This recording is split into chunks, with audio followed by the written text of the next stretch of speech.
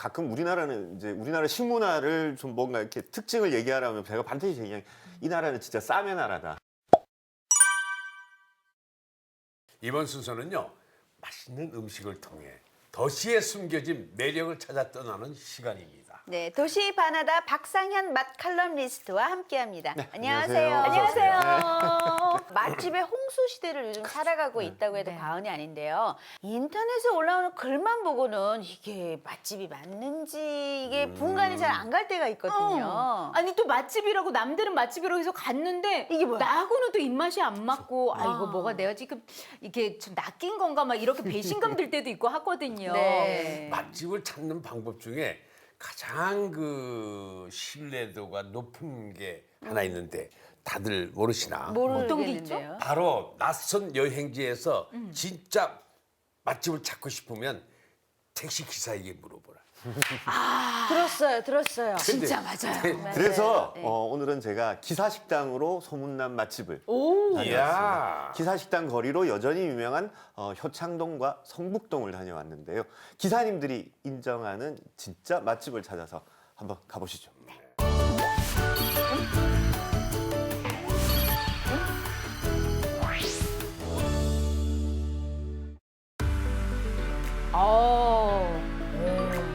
모이기 시작했어요. 네, 이제 택시 기사님들 택시가 이렇게 질배 있잖아요. 네. 저기에 딱 맛집이 있는 거죠. 그렇죠. 그러니까 자연스럽게 주차가 가능한 곳으로 찾아갈 수밖에 없는 거죠. 주차 공간이 이제 꽤 있는 그렇죠. 집이어야겠네요. 네. 지금 고르고 계시네요. 야 여기구나. 왠지 간판만 봐도 맛집일 것 같아요, 느낌이. 이 기사식당이 대부분 오래된 집들이 많다 보니까 그래서 약간 좀 외관만 봐도 이건 좀 연식됐구나. 그렇죠. 또 그런 데가 또 맛있잖아요. 그럼요. 너무 이렇게 새 것처럼 모던한 데는 가기 싫더라고요. 안녕하세요. 도시음식 탐험가 마칼럼니스트 박상현입니다. 오늘은 가장 도시적이면서 가장 서민적인 음식점과 그 음식점에서 늘 사랑받고 있는 메뉴에 대한 이야기를 해드릴까 합니다. 바로 기사식당과 기사식당의 대표 음식인 돼지 불백입니다. 돼지 몇 불백. 년 전부터 우리나라에서는 음식점에서 혼자 식사를 하는 혼밥족들이 부쩍 늘어나기 시작했습니다. 하지만 여전히 함께 식사를 하는 문화가 우세한 우리나라에서 혼자 식사를 하는 것은 눈치가 보이기 마련이죠. 그러나 기사식당에서만큼은 나홀로 식사하는 것이 너무나 당연한 것이고, 그리고 돼지 불백처럼 잘 차려진 한 상을 받을 수 있는 아주 드문 공간이기도 합니다. 야, 딱 그냥 간판에 돼지 불백이 제일 크게 써 있잖아요. 오.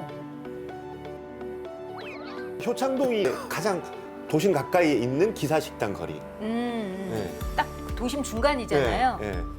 아, 여기 알죠. 저렇게 또 봉 들고 이렇게 또 주차 안내해 주시잖아요. 점심 때 정말 미어 터집니다. 와.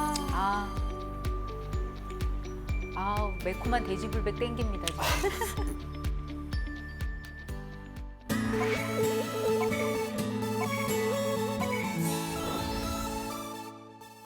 기사식당이 우리나라에 본격적으로 등장하기 시작한 것은 1970년대부터입니다.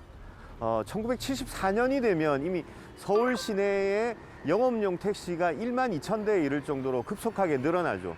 그러면서 택시 기사들을 위한 식당들이 하나 둘씩 생겨나기 시작했던 겁니다. 손님 한 명이 오더라도 반드시 차가 같이 오게 돼 있죠. 그러다 보니까 주차 공간이 필수적으로 필요했고, 예전에는 기사식당에서 이제 기사님들이 식사를 하는 동안에 세차도 직접 해줬습니다. 오, 이 그래요? 세차와 주차가 동시에 이루어지다 보니까 그런 공간이 필수적으로 확보를 해야만 했었죠. 자연스럽게 도시 외곽, 도시의 끝에 입지하는 경우가 많았었는데, 효창동 같은 경우에는 입지를 보면 여기 청파동만 넘어가면 서울 사대문 안으로 진입하는 거고, 그리고 세창고개를 넘어가면 공덕동하고 이어지고, 그리고 삼각지를 넘어가면 이태원과 강남으로 이어지는 일종의 사통팔달의 위치에 있음에도 불구하고 여기에 기사식당들이 이제 들어올 수 있었던 이유는 효창운동장 그리고 효창공원이 있다 보니까 충분한 여유 공간을 가지고 있었습니다. 도심 속에 있으면서도 경기가 없는 날 이럴 때는 충분히 이 여유 공간을 활용해 가지고 주차를 할 수 있다 보니까 요 지역에 이제 기사식당들이 하나 둘씩 늘어나기 시작했고 도심이 확장된 지금도 효창동에는 꽤 많은 기사식당들이 현재까지 영업을 하고 있습니다.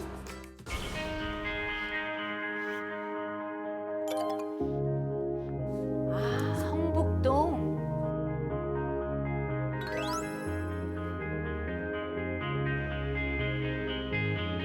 유명한 집이죠. 어.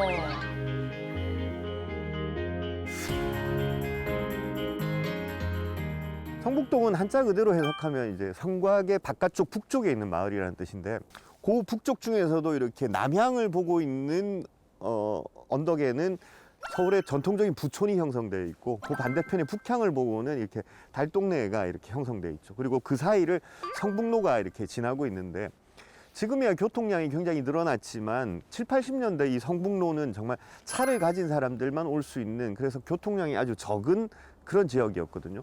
그러다 보니까 이제 기사식당이 들어올 수 있는 아주 적합한 입지였던 셈이죠.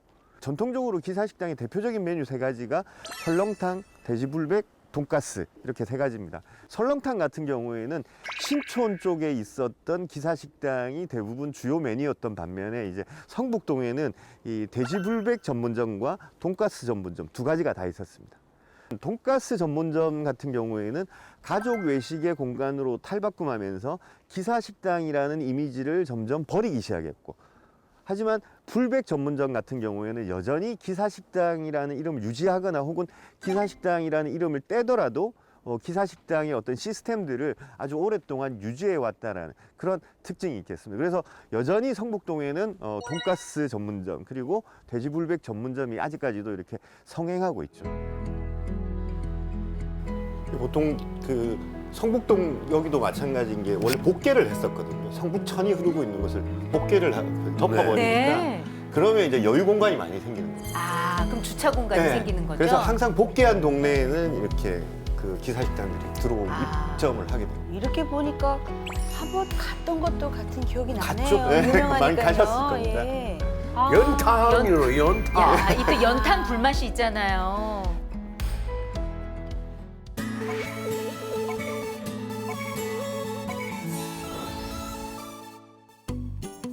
2017년에 개봉한 영화 택시 운전사에 보면 80년대 초반 서울 시내 기사식당의 분위기가 아주 잘 그려져 있습니다.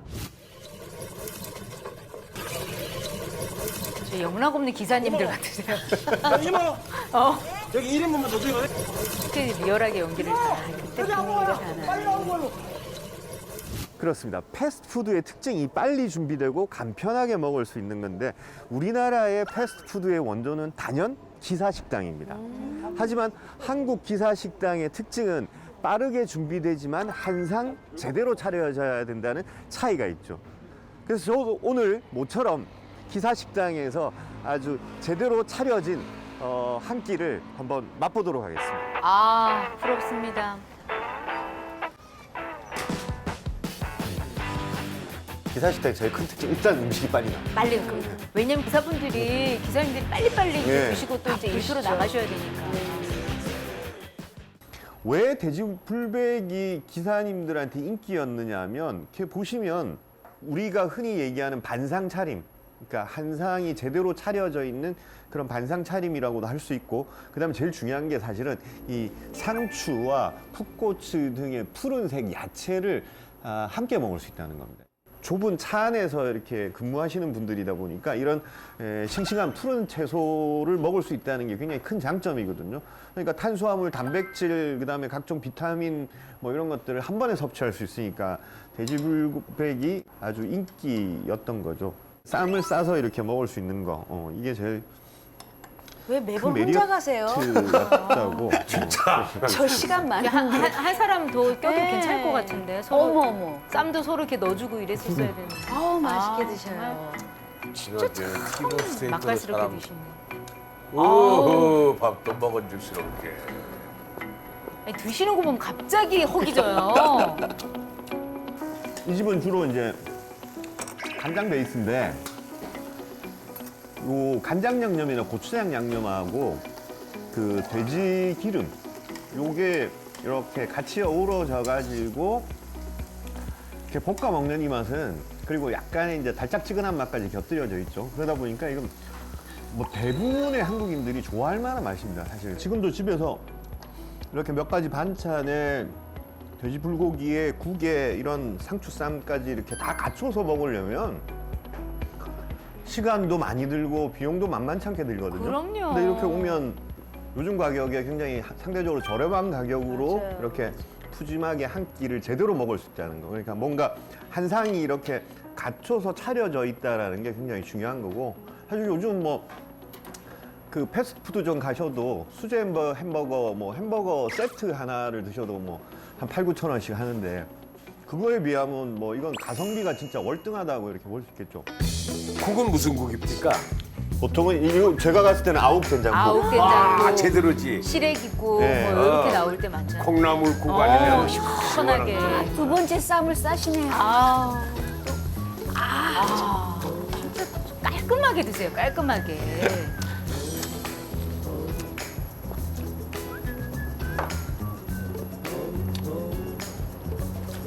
세 번째. 쌈이랑 또 이렇게 얼굴형이랑 잘 어울리죠. 안경도 동글동글. 아유. 아욱된장. 아 너무 맛있을 것 같아요 지금. 한때 도시화의 상징이었던 기사식당이 도시가 고도화되면서 오히려 점점 사라져가고 있습니다. 하지만 택시 운전 기사뿐만 아니라 택배 노동자, 그리고 배달 기사, 그리고 대리운전 기사 등등 길 위를 생활의 터전으로 삼는 사람들은 이전보다 훨씬 더 늘어났습니다. 뿐만 아니라 기사식당에서 끼니를 해결하는 대중들 또한 많이 늘어나고 있습니다. 비록 기사식당이라는 명칭은 사라지더라도 저렴한 가격에 넉넉하게 한 끼를 해결할 수 있는 기사식당의 그 형태만큼은 앞으로 계속 남아줬으면 하는 그런 바람입니다. 허기져. 이 표정이 관리가 안 되네요. 그러니까 아우 침 뭐야. 이게 저거 방송 보기 전까지는 딱 이게 힘이 들어갔었는데 갑자기 쭉 이렇게. 이 따뜻한 밥 한 끼가 때로는 위로가 됩니다. 참 가만 보면은 택시 기사님들에게 기사 식당은 그냥 단순하게 뭐 밥 먹고 이러는 곳이 아니라 대단한 의미가 있었던 것 같아요. 기사식당이 이제 기사님들이 단순히 한 끼를 해결하는 곳이 아니고 사실은 이 모든 업무를 처리하는 공간이기도 했었거든요. 그러네요. 그러다 보니까 이제 기사식당은 요즘 말로 하면 원스톱 서비스가 가능해야 되거든요. 네. 그래서 기사식당 주변은 항상 그 자동차 정비소, 그다음에 뭐 타이어를 교체해주는 그런 가게들 이런 것들이 다 모여 있는 거죠. 그리고 기사식당의 어떤 중요한 역할 중에 하나가 또 동전교환. 동전교환. 그러네요. 예전에는 거스름돈을 예전에는 다 주셨잖아요. 그 현금으로 이제 택시 현금이었어요. 비용을 그랬네. 지불하니까 그래서 네. 예전에는 보면 이렇게 기사식당의 그 카운터에 보면 이렇게 동전들이 이렇게 쌓아져 있습니다. 맞아요. 네. 그다음에 제일 중요한 거 자판기 커피 내지는 커피 믹스를 이렇게 이제 네. 드실 수 있어야 돼요. 이런 서비스들이 다 제공됐던 곳들이 이제 기사식당이었고. 이런 시스템이 기사식당에서 시작됐군요. 그러니까 와. 어디 나들이 일 좀 하고 뭐 이렇게 하시다가 뭘 먹을까 하면 효창동에 성북동에 가실 때는 걱정하지 마 따라와 그래서 기사식당을 찾아서 가면은 맛있게 맞아요. 먹을 수 있다. 네. 기사식당의 꽃이라고 불리는 돼지 불베개 그거 보면은 그 항상 그 같이 나오는 게 상추쌈 아닙니까? 네. 한국 사람들이 정말 쌈 좋아하는 거예요. 너무 좋아하죠. 네. 진짜 쌈 비- 아까 맛있게 드시더라고요. 뭐 비율로 맞춰가지고 먹으라 하기도 전에 네. 벌써 그렇게 2장, 3장 해가지고 먹어. 그러니까 저는 가끔 우리나라는 이제 우리나라 식문화를 좀 뭔가 이렇게 특징을 얘기하라면 제가 반드시 얘기하는 이 나라는 진짜 쌈의 나라다. 쌈의 나라. 뭐든 쌈 싸먹는 그 문화여서 쌈 민족. 네, 쌈의 민족이죠. 우리나라는 보면 이 보통은 뭐 푸성기들 그러니까 네. 산이나 들에서 나는 이런 야채들뿐만 아니라 사실 뭐든 다 싸먹거든요. 네네. 우리나라 문헌에 보면 뭐 전복쌈, 전복을 얇게 점여가지고 전복 위에 뭘 싸먹기도 하고, 그다음에 뭐 포쌈, 포는 이제 육포를 아주 부드럽게 얇게 해가지고 육포에도 이렇게 싸먹기도 하고. 그래요? 그런 것도 처음 들어봐요. 그다음에 뭐 밀쌈, 그러니까 밀전병을 붙여가지고 전병 쌈. 메밀전병, 밀전병 이런 것도 붙여가지고 드시기도 하고. 아니 이 쌈이라는 게 사실은 맛도 맛인데 왜 또 우리 연인 관계에서는 이게 애정의 표현이기도 하잖아요. 그래서 이렇게 확 이쁘게 싸가지고 자기야 그럼 또 이제 자기야 나도 싸줄게 해서 이러면서 이렇게 서로 오고 가는 쌈 속에서 싹 트는 우리 사랑 이게 쌈의 또 매력이기도 그렇죠. 하거든요. 매력. 보면은 정월 대보름에도 왜 복쌈이라고 해서 네. 먹잖아요. 쌈하고 우리 민족하고 이게 참 이렇게 관계가 있는 것 같아요. 그렇죠. 우리나라는 왜 이렇게 쌈을 좋아했을까 싶을 정도로 쌈을 좋아했고, 말씀하셨듯이 복쌈이라는 거 같은 경우에는 이제 김이나 취나물에다가 이렇게 싸서 먹는데, 쌈이라는 게 기본적으로 여러 가지를 넣어서 이렇게 한꺼번에 이렇게 싸서 먹다 보니까 복이 이렇게 들어온다고 생각을 했던 거죠. 복을 싸서 먹는 네, 복을 싸서 아. 먹는다. 그래서 이제 이름도 복쌈. 굉장히 그러니까 정감 있는 명칭이죠. 이름이 참 좋네요. 네. 그래서 쌈과 우리나라는 정말 뗄래야 뗄 수 없는 그런 민족인 것 같아요. 맞아요. 네, 돼지불백과 상추쌈 이야기를 하니까 따뜻한 집밥이 또 그리워집니다. 오늘 저녁 메뉴는 우리 시청자 여러분들 정하셨을 것 같아요. 네. 사랑 듬뿍 담긴 네. 복쌈. 맛있는 이야기 하다 보니까 또 마칠 시간이네요. 여기는 드라이브, 지금까지 김효진 씨, 박상현 박컬럼니스트와 함께했습니다. 수고하셨습니다. 네, 감사합니다. 감사합니다.